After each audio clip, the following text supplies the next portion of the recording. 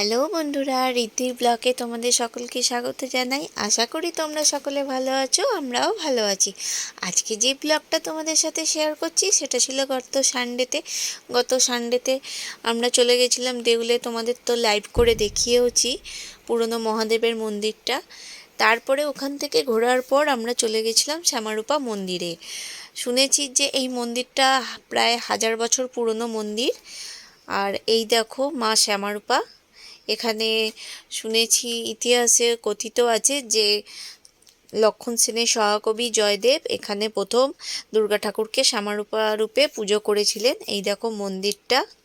ঋদ্ধি আর ঋদ্ধির পাপা চারিদিকটা ঘুরে দেখছে, আর পাশেই ছিল আমার মহাদেবের মন্দির। তোমরা যারা যারা গেছো অবশ্যই কমেন্ট করে জানিও যে কেমন লেগেছে। আমাদের তো খুব ভালো লেগেছে, আর যারা যাওনি তারা অবশ্যই যেও।